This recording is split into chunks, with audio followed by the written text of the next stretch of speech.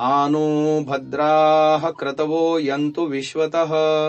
संसार के सभी दिशाओं से हमें नेक और शुभ विचार सतत प्राप्त हों।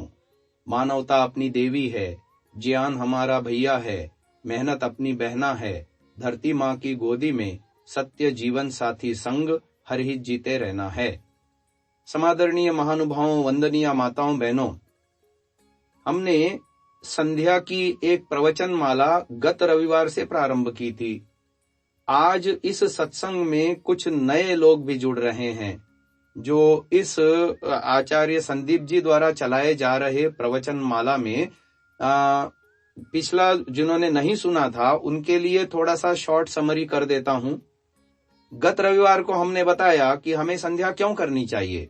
पहले तो हम ईश्वर के अनंत उपकारों के लिए उसके प्रति हम कृतज्ञता व्यक्त हमें करनी चाहिए।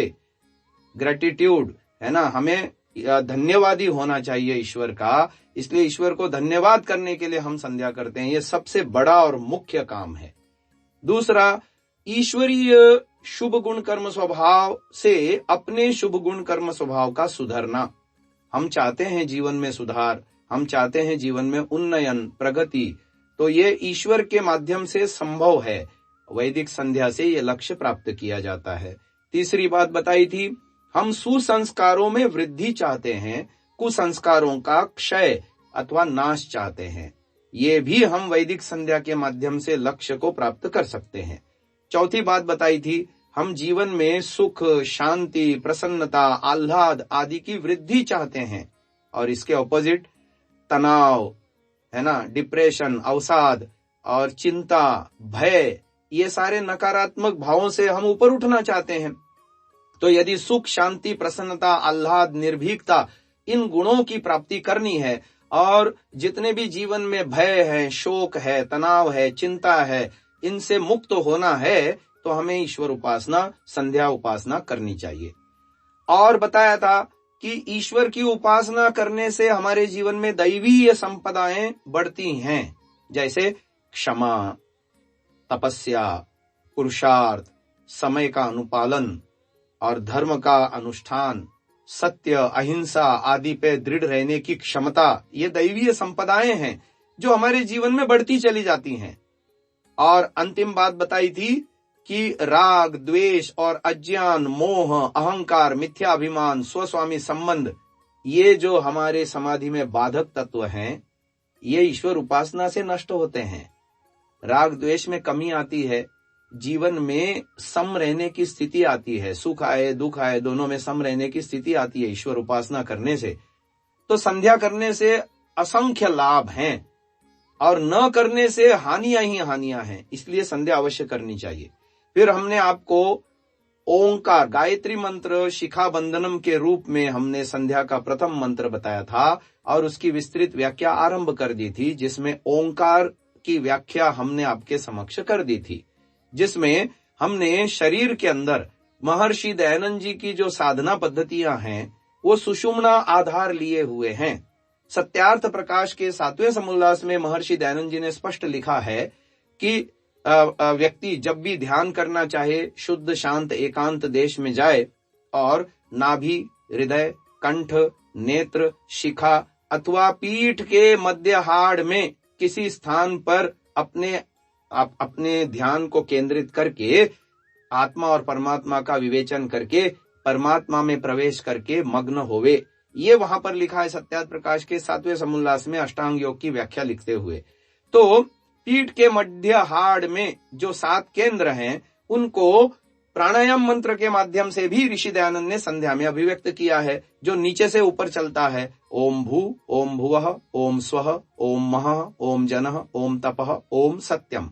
शरीर में उसके स्थान क्रमशः पायु, उपस्थ, नाभि, हृदय, कंठ, नेत्र यानी भ्रूमध्य और तालु यानी शिखा, यहाँ तक ये सुषुम्ना का अंदर जो केंद्र हैं इनको आधार बनाते हुए ओम का जप कैसे करें और ओम की जो महर्षि दयानंद कृत व्याख्या है, चाहे पंचमहायज्ञ विधि में हो चाहे सत्यार्थ प्रकाश में प्रथम समुल्लास में हो, इसके आधार पर कैसे धारणा, ध्यान, समाधि करना, ये गत रविवार को हमने बताया था।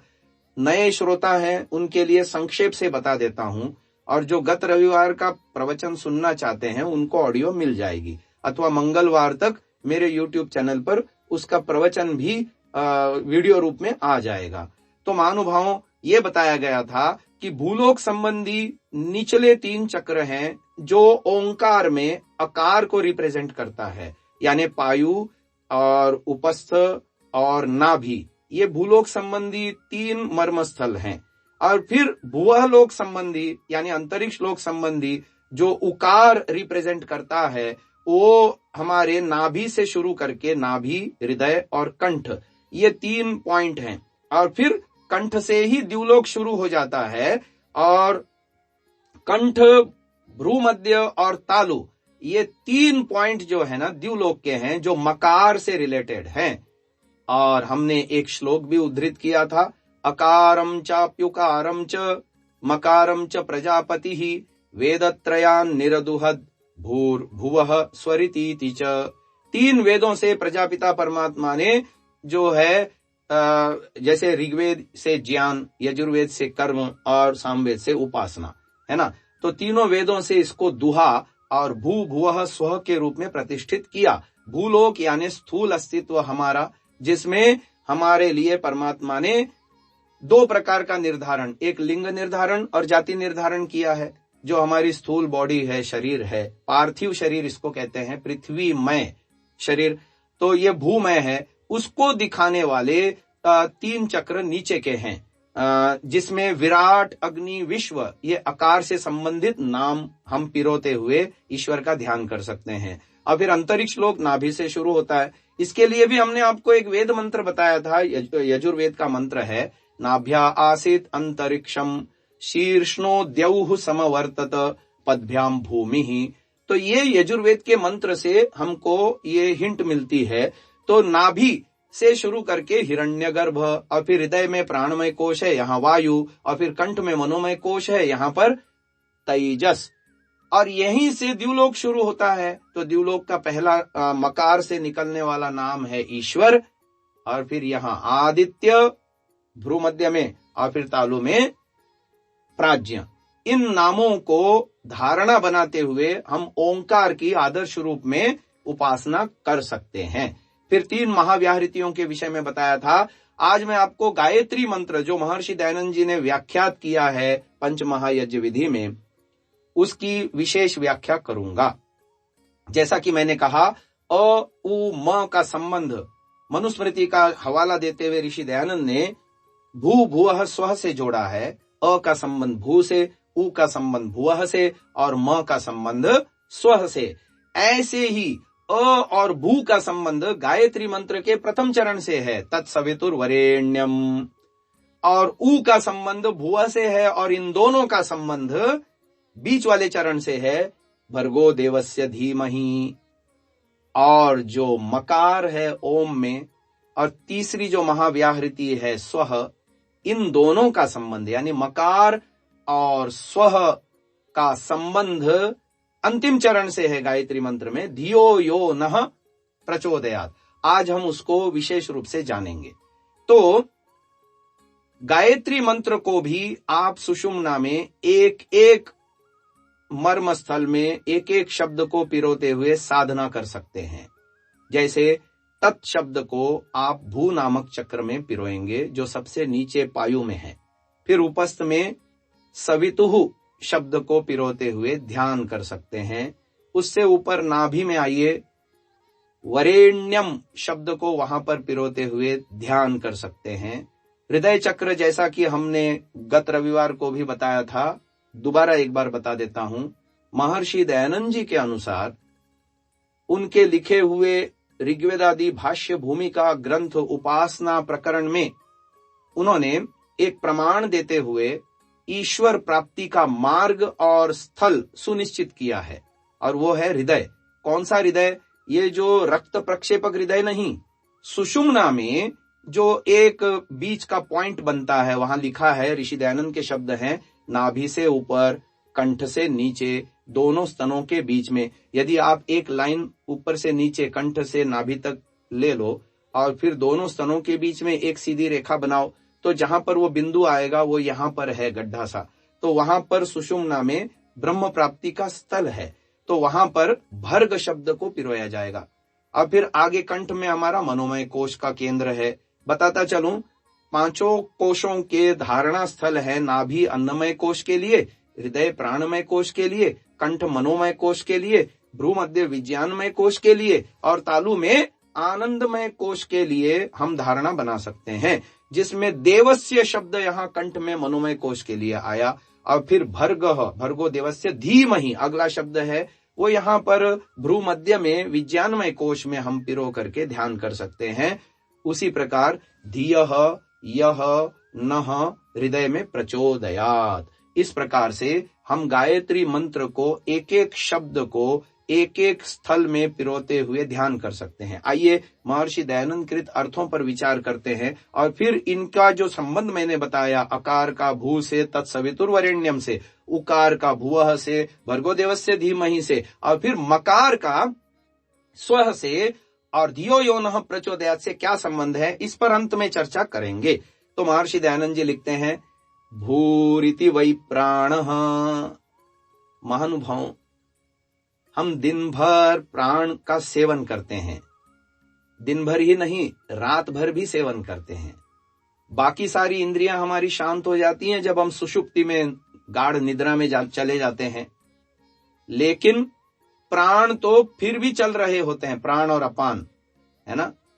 एक मंत्र है वेद का, सप्त ऋषयः प्रतिहिताः शरीरे सप्त रक्षन्ति सदम प्रमादम सप्तापः स्वपतो लोकमीयुः तत्र जागृतौ अस्वप्नजौ सत्र सदौ च देवौ। ये मंत्र है कि 7 ऋषि सो जाते हैं, ये आंख कान आदि ये सब ऋषि हैं हमारे, और ये सो जाते हैं और शांत हो जाते हैं सुषुप्ति में, लेकिन प्राण और अपान चल रहे होते हैं, यानी श्वास और प्रश्वास की गति उस समय भी चल रही होती है।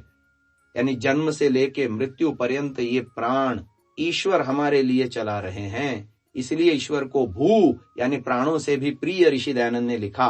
वो लिखते हैं, प्राणयति जीवयति सर्वान् प्राणिनः सब प्राणः प्राणादपि प्रिय स्वरूपो वा सचेश्वर एव अयम अर्थो भू शब्दस्य ज्ञेयः। आर्य भाषा में लिखते हैं, जो सब जगत के जीने का हेतु और प्राणों से भी प्रिय है, इसी से परमेश्वर का नाम भू है। तो यहाँ साधना क्या करनी है, जब हम भू कहते हैं तो सबसे निचले 3 चक्रों में धारणा बनानी है। जब भू कहते हैं तब, यानी पायु उपस्थ और नाभि, और विषय रहेगा हमारा स्थूल शरीर, और स्थूल शरीर में प्राणों को चलाने वाला ईश्वर है। जब तक मैं यानी जीवात्मा इस शरीर में हूं, तब तक मेरे लिए ब्रह्म प्राणों के माध्यम से मुझ में जीवन धारण कर रहा है। तो सीधा शरीर स्तर पर और आत्मा के स्तर पर और परमात्मा के स्तर पर, तीनों स्तर पर हमारा धारणा ध्यान समाधि के माध्यम से ईश्वर का ध्यान सम्यक हो सकता है। महानुभाव, हम अनुभव करें, ये प्राण चल रहे हैं तो ये आंख देख रही है, वाणी बोल पा रही है, हाथों पैरों में गति है, दिमाग से सोच पा रहे हैं, हृदय धड़क रहा है, पूरे शरीर में रक्त का संचार करा रहा है, पूरे शरीर में जितनी भी क्रियाएं हो रही हैं ये प्राण के चलने तक हैं। उपनिषद में भी ये प्रसंग आया है। तो ये प्राण जैसे ही निकल जाएंगे सारी इंद्रियां ठप हो जाएंगी, ना फिर जीवात्मा निकल गया तो प्राण भी चलना बंद हो गए। अब प्राण चलना बंद हो गए तो ना आंख देखती है, ना कान सुनते हैं, ना वाणी बोलती है, ना हाथ पैर में किसी प्रकार का चलन वलन है, न हृदय धड़कता है, न पाचक रस बन रहे हैं, न भोजन पचता है। ये सारी क्रियाएं उसी क्षण ठप हो जाएंगी। तो ईश्वर इस स्थूल शरीर में कितना योगदान दे रहा है, हमें जीवन धारण करा रहा है प्राणों के माध्यम से। ये पहले चरण में भू कहते ही इतना हम ध्यान कर लेंगे, या इन भावनाओं को हम अपने हृदय में संजो लेंगे, तो ईश्वर के प्रति एक स्वाभाविक आकर्षण, प्रेम, रुचि उत्पन्न होगा कि कितना कुछ करता है ईश्वर मेरे लिए। हमको तो पता भी नहीं है, लेकिन ये सब ईश्वर कर रहा होता है। प्रत्यक्ष उसका लाभ जन्म से लेके मृत्यु तक लगातार हमको मिल रहा होता है। तो ऋषि दयानंद के अर्थ भी हमने आपको बता दिए। अगला शब्द है भुवः। उसकी धारणा बनेगी नाभि, हृदय चक्र और कंठ में, और विषय होगा सूक्ष्म शरीर। सूक्ष्म शरीर में अंतःकरण चतुष्टय है, मन, बुद्धि, चित्त और अहंकार, और इंद्रियों के सूक्ष्म रूप हैं। इंद्रियों के दो रूप हैं महानुभाव। हमारा व्यक्त अस्तित्व जो दो भागों में विभक्त है ना, एक स्थूल और एक सूक्ष्म। स्थूल माने ये शरीर, बॉडी, जो पृथ्वी, जल, अग्नि, वायु, आकाश से बना हुआ पंचभूतात्मक देह है। उसमें भी इंद्रियों के आउटलेट हैं, उसको हम गोलक कह सकते हैं, परंतु मूल इंद्रिय सूक्ष्म शरीर का हिस्सा है। तो जब हम भुवः कहेंगे तो अंतःकरण चतुष्टय और 10 इंद्रियों का हम ध्यान करेंगे और धारणा बनाएंगे नाभि, कंठ और हृदय में। ये पूरा अंतरिक्ष लोक का सारा क्षेत्र है।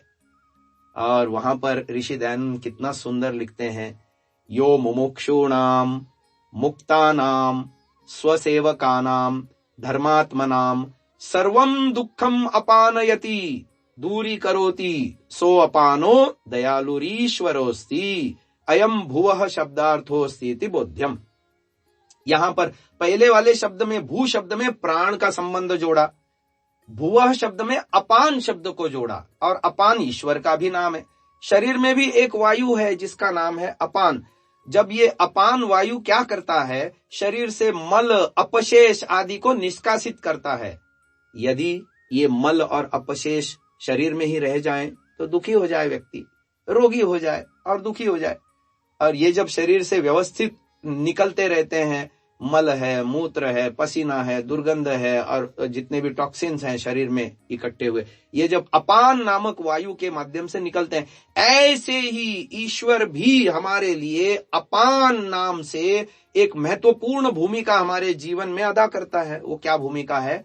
ऋषि दयानंद लिखते हैं, यो मुमुक्षूणाम मुक्तानाम स्वसेवकानाम धर्मात्मनाम। 4 बातें लिखी। यदि हम मुमुक्षु बनेंगे तो ईश्वर हमारे सभी दुख हर लेंगे। अभी ब्रह्मचारी जी ने कितना सुंदर भजन गाया, पर यहां कंडीशन अप्लाइड है। कंडीशन यह है कि क्या हम मुमुक्षु हैं? पहले हम अपने आप से प्रश्न पूछें। यदि मुमुक्षु हैं तो ईश्वर तैयार बैठा है हमारे सारे दुख दूर करने के लिए, शारीरिक स्तर पर भी, मानस स्तर पर भी, और सब प्रकार के आदि व्याधियों से दूर करने का ईश्वर में सामर्थ्य है ना। अब आगे चलिए, मुक्ता नाम, जिन लोगों ने अपने जीवन को ऊंचा उठा लिया, समाधि प्राप्त कर ली, ईश्वर के साथ तादात्म्य हो गया जिनका, उनके भी दुख दूर करता है। और स्वसेवका नाम, जो ईश्वर की आज्ञाओं का पालन करते हैं, धर्मात्मा हैं, ऐसे लोगों को ईश्वर सब दुखों से दूर करता है। आर्य भाषा में लिखते हैं, जो मुक्ति की इच्छा करने वालों मुक्तों और अपने सेवक धर्मात्माओं को सब दुख से अलग करके सर्वदा सुख में रखता है, इसलिए परमेश्वर का नाम भुवः है। तो जैसा मैंने बताया, नाभि, हृदय और कंठ में धारणा बनाते हुए, सूक्ष्म शरीर को विषय बनाते हुए हम ये साधना करेंगे, भुवः कहते ही, कि हे ईश्वर, मेरे अंतःकरण में जो जन्म जन्मांतर की अविद्या है, जिसके कारण से नित्यानित्य का मुझे बोध नहीं है, मैं अपने जीवन में रजोगुण और तमोगुण को उभार करके दुखी हो रहा हूं जीवन में, है ना। रजोगुण को उभारता है तो क्या होता है? व्यक्ति के जीवन में स्वार्थ आता है, व्यक्ति के जीवन में संकीर्णता आती है, मेरा तेरा की भावना आती है, व्यक्ति के जीवन में जो है स्वस्वामी संबंध आता है। स्वस्वामी संबंध व्यक्ति को बंधन में डालता है, और यह रजोगुण का प्रभाव है। जीवन में राग द्वेष बढ़ते हैं। राग माने सांसारिक भोगों के प्रति आसक्ति, रुचि और आसक्ति, एडिक्शन जिसको कहते हैं भोगों के प्रति। और द्वेष माने जहां जहां से दुख मिला उसके प्रति मन में संताप, या मन में क्षोभ, या मन में प्रतिकार की भावना, या मन में उस दुख को हटाने के लिए तीव्र दुख अनुभव करना, इसको द्वेष कहते हैं। तो राग द्वेष में फंसता है व्यक्ति रजोगुण के कारण से, और तमोगुण के कारण से अज्ञान बढ़ता है जीवन में, तो मोही होता है, मोह बढ़ता है जीवन में, मूढ़ होता है, उल्टे कामों को करता है। तो ये राग, द्वेष और मोह, ये 3 मूल शत्रु हैं हमारे। ये जब तक रहेंगे जीवन में, दुखों से छुटकारा नहीं है। और इसी राग, द्वेष और मोह से जब हम मुमुक्षु बनते हैं, धर्मात्मा बनते हैं, या मुक्ति की इच्छा करने वाले बनते हैं, तो परमात्मा हमको ऐसे चुंबक की भांति खींच लेता है अपने पास, और हमें हमारे अंदर वो सात्विकता धारण कराता है, अर्थात हम ईश्वर की आज्ञाओं का पालन करते चले जाते हैं और रजोगुण तमोगुण के मल हमारे शांत होते चले जाते हैं। ये भुवः है। सर्वम दुखम अपानयति दूरी करोति सो अपानो दयालुर ईश्वरोस्ति। और फिर आगे स्वह शब्द आया। स्वह शब्द कहते ही कंठ, ये हमारा द्युलोक है महानुभाव, कंठ से शुरू होता है। कंठ, भ्रूमध्य और तालु में इसकी धारणा बना ली जाएगी और हमें तीनों अनादि पदार्थों का इसमें ध्यान करना है, ईश्वर, जीवात्मा, प्रकृति। अब प्रकृति में 3 गुण हैं, सत्वगुण, रजोगुण, तमोगुण। अब जब ऋषि दयानंद ने लिखा योगस् चित्तवृत्ति निरोधः, 9वें समुल्लास में इस सूत्र की व्याख्या करते हुए वो लिखते हैं, मनुष्य रजोगुण तमोगुण युक्त कर्मों से मन को रोक, सत्वगुण युक्त हो, पश्चात उसका भी निरोध कर। तो इस विषय में योग दर्शनकार ने जब इसी सूत्र के ऊपर व्यास जी जब भाष्य लिखने लगे तो व्यास जी ने बहुत सुंदर लिखा। क्या लिखा? चिति शक्ति अपरिणामिनी अप्रतिसंक्रमा दर्शित विषया शुद्धा च अनंता च सत्वगुणात्मिका च अतो अयम विपरीता विवेक ख्यातिरिति। यानी वो प्रकृति का जो स्वरूप है, सत्वगुण, रजोगुण, तमोगुण, इससे अपना आत्म स्वरूप जब पृथक करके देखता है, या यूं कहें अस्मिता क्लेश से जब ऊपर उठने की उसकी स्थिति बनती है, तो उसको परवैराग्य हो जाता है और परवैराग्य के बल से उसकी निरुद्ध समाधि लगना शुरू हो जाती है। निरुद्ध समाधि लगने से पहले ही उसको आत्मबोध हो जाता है संप्रज्ञात समाधि के 4थे स्टेप में, है ना। अब आप देखिए, ये उच्च स्थितियां हमको प्राप्त करनी है महानुभाव। उसका आज कम से कम स्वह कहते हुए हम शाब्दिक रूप से जो है आवर्तन करें उपासना में, ध्यान काल में। नहीं लगती हमारी समाधि, कोई बात नहीं, नहीं ईश्वर का प्रत्यक्ष हमको हो रहा, कोई बात नहीं, पर हम शब्दों में उसकी स्तुति, प्रार्थना, उपासना आज कर सकते हैं, अभी कर सकते हैं। तो ऐसा हम करें। यहाँ हमारा लक्ष्य होगा, धारणा होगी कंठ, भ्रूमध्य और तालु, और विषय होगा हमारा ईश्वर, जीव, प्रकृति। तीनों के पृथक पृथक स्वरूप को हमें जानना है और व्यवहार जीवन में वैसा जीना शुरू कर देना है। जब हम इसमें मिला जुलापन देखते हैं तभी हमारा स्वस्वामी संबंध बनता है। प्रकृति से हम अपने आप को अलग नहीं कर पाते और ईश्वर की सत्ता को, ईश्वर के योगदान को हम स्वीकारते नहीं अपने जीवन में, और यहीं से सारे दुखों की शुरुआत होती है। तो ऋषि दयानंद लिखते हैं, स्वः यद अभिव्याप्य व्यानयति चेष्टयति प्राणादि सकलम जगत स व्यानः। ईश्वर का नाम भी व्यान है और हमारे शरीर में भी एक व्यान नामक प्राण काम करता है। मानुभाव, ये व्यान हृदयस्थ होकर पूरे शरीर में काम करता है। जितने भी ऋषि दयानंद ने लिखा है 9वें समुल्लास में, जब पंचकोशों का विवेचन करने लगे तो वहां पर व्यान नामक प्राण के विषय में लिखते हुए वो लिखते हैं कि व्यान पूरे हृदय में होकर पूरे शरीर में चेष्टा विशेष आदि का कार्य करता है। जैसे शरीर में, संपूर्ण शरीर में जितनी भी चेष्टाएं हो रही हैं, जितने भी कार्य हो रहे हैं, वे सब व्यान नामक प्राण के द्वारा संचालित हैं।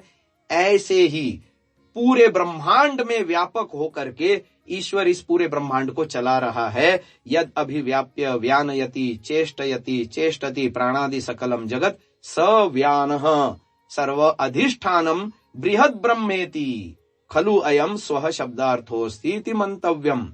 आर्य भाषा में लिखते हैं, जो सब जगत में व्यापक होके सबको नियम में रखता और सबका ठहरने का स्थान तथा सुख स्वरूप है, इसलिए परमात्मा का नाम स्वः है।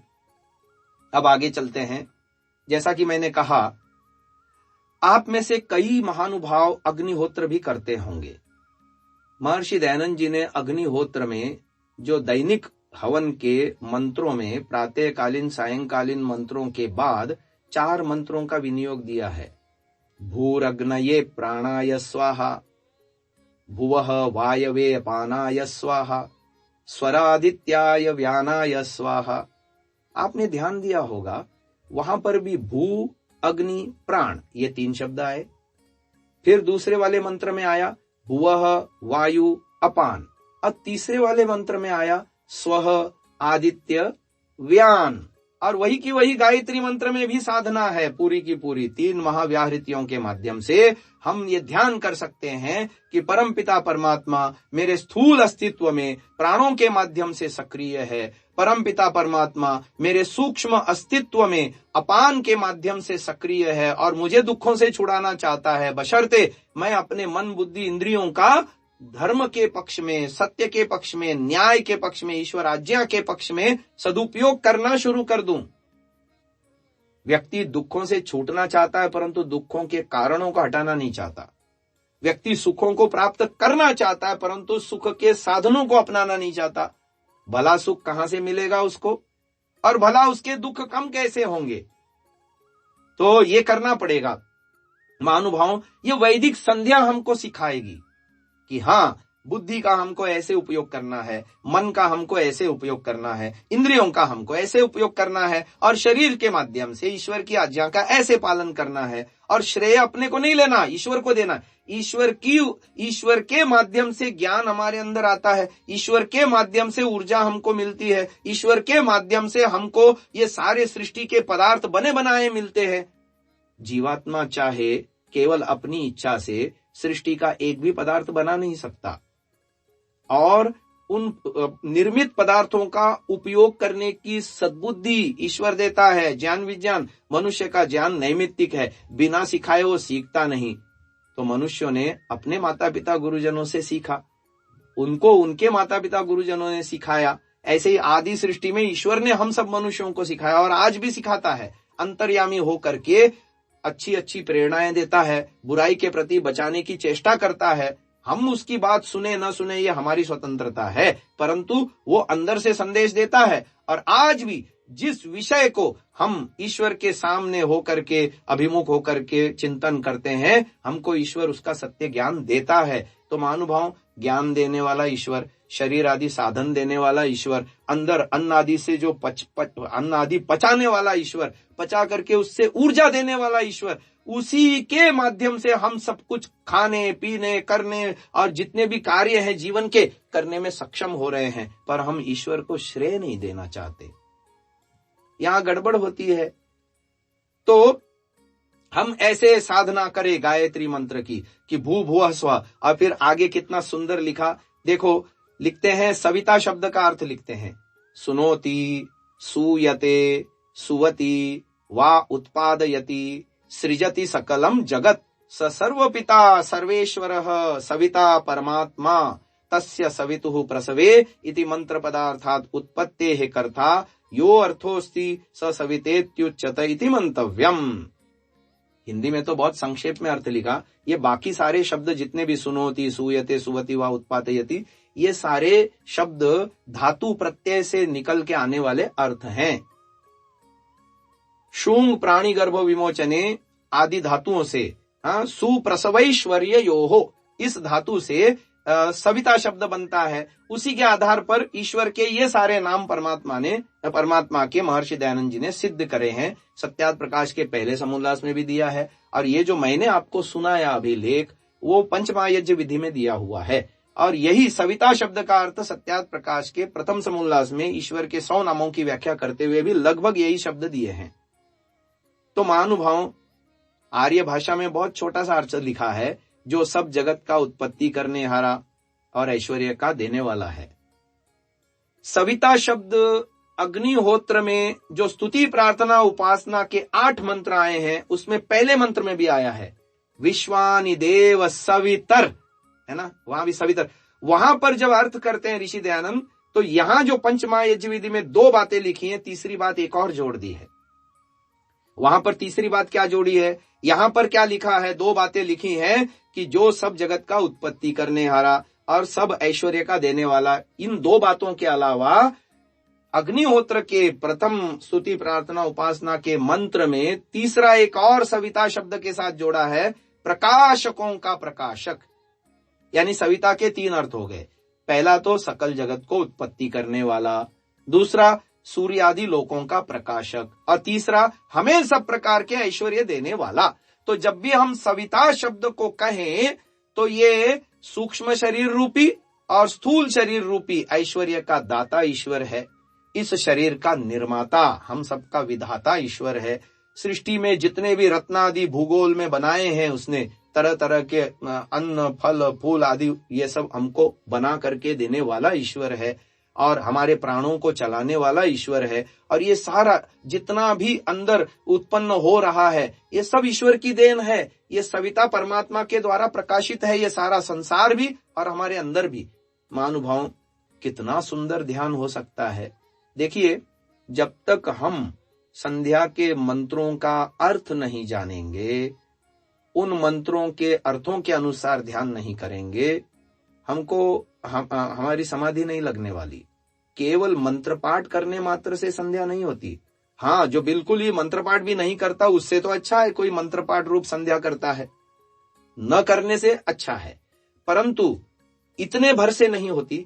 आपको संध्या के मंत्रों का अर्थ, मंत्रों में आए हुए पदों का अर्थ हृदयंगम करना होगा और उसके चिंतन पूर्वक धारणा, ध्यान, समाधि, स्तुति, प्रार्थना, उपासना इस प्रकार से जब करना होगा, तब जाकर के कहीं आपका मन ईश्वर में लगेगा। अगला शब्द देखिए, यहाँ जैसा मैंने कहा तत्सवितुर्वरेण्यम, यहाँ नाभि में आया, फिर हृदय में आता है भर्ग।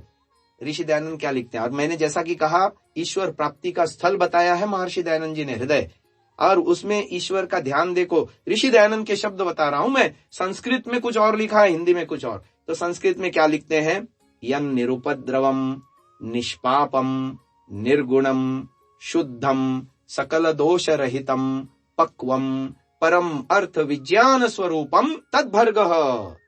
कितने सुंदर सुंदर शब्द लिखे हैं।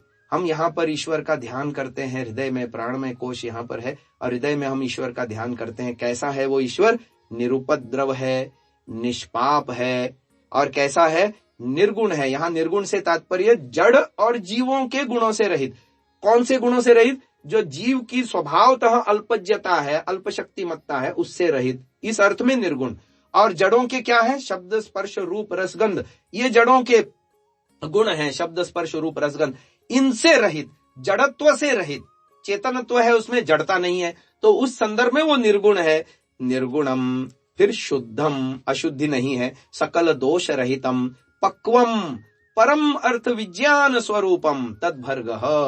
और आर्य भाषा में लिखा है शुद्ध विज्ञान स्वरूप है।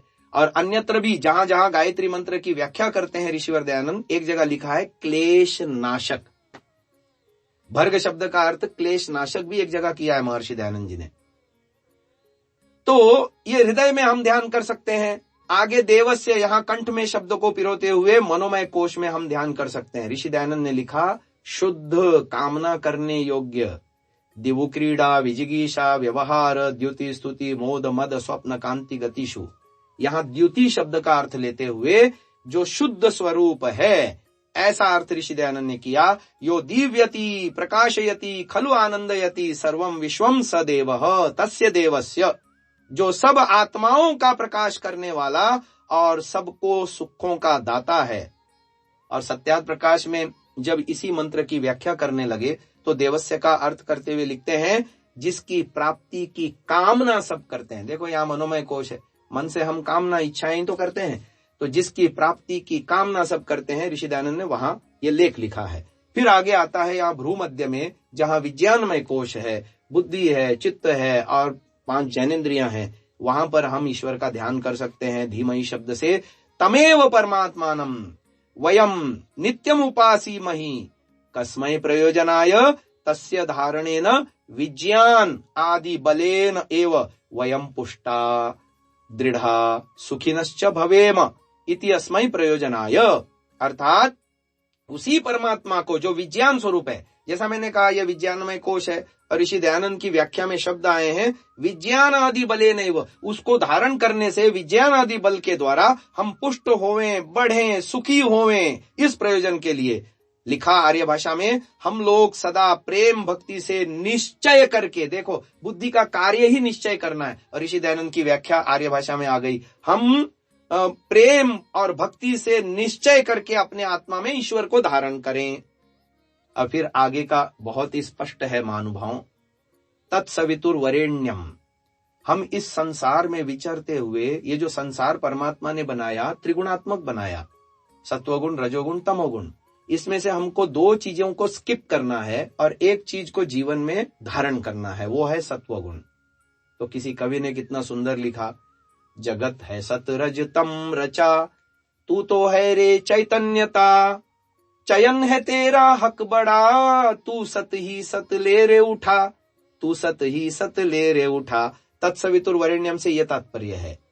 सविता परमात्मा ने ये जो संसार बनाया है, त्रिगुणात्मक बनाया है, रजोगुण तमोगुण बाय डिफॉल्ट आ रहे हैं जीवन में, पर उनको हमें स्किप करना है, सत ही सत का चयन करना है, विचारने में सत, क्योंकि वरेण्यम परमात्मा ने व्री वर्णे चयन का हक मेरे पास दिया है कि मैं चुन सकता हूं क्या सही क्या गलत, क्या उत्तम क्या घटिया, है ना, क्या एवरेज क्या घटिया। एवरेज और घटिया को हम छोड़ें, रजोगुण एवरेज है जो मनुष्यत्व की श्रेणी में हमें ले जाता है, और तमोगुण घटिया है जो हमको राक्षस पिशाच असुर आदि बना देता है। तो वो सब नहीं होना है हमको, और देवत्व को प्राप्त करना है, वो सात्विकता हमको देगा। तो तत्सवितुर्वरेण्यम, सविता के वर्णीय तेज को जब हम ग्रहण करते हैं, अर्थात सत्वगुण को जीवन में लाने का प्रयास करते हैं, तो तत्सवितुर्वरेण्यम हमारा चरण पूरा होता है। भर्गो देवस्य धीमहि, मेरे अंदर के क्लेश राग द्वेष मोह आदि दूर करने के लिए ईश्वर की स्तुति प्रार्थना उपासना करें, वो सहायता देता है, अंदर से बल देता है, यम नियमों के पालन का साहस देता है, उत्साह देता है, पराक्रम देता है, बल देता है कि हम जो है अहिंसा सत्य अस्तेय ब्रह्मचर्य आदि व्रतों का पालन करके अपने अंतःकरण को निर्मल कर सकें।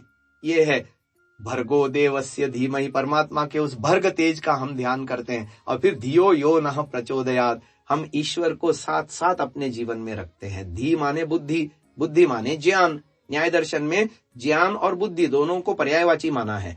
तो बुद्धि में हम अपने ज्ञान में सुबह से लेके शाम तक यदि ईश्वर को बनाए रखेंगे तो हर प्रकार के क्लेशों से, दुखों से, बुराइयों से बचे रहेंगे।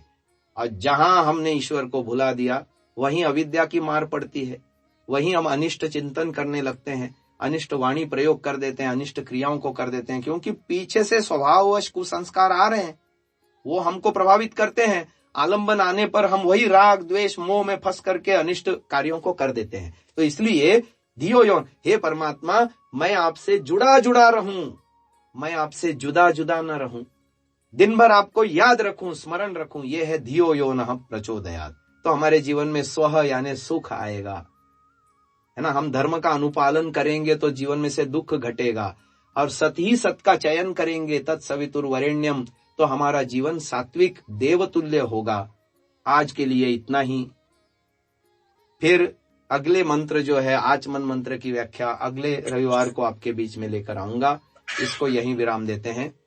ओम। आपसे प्रार्थना है कि इसको कंटिन्यू रखें। Thank you so much ji.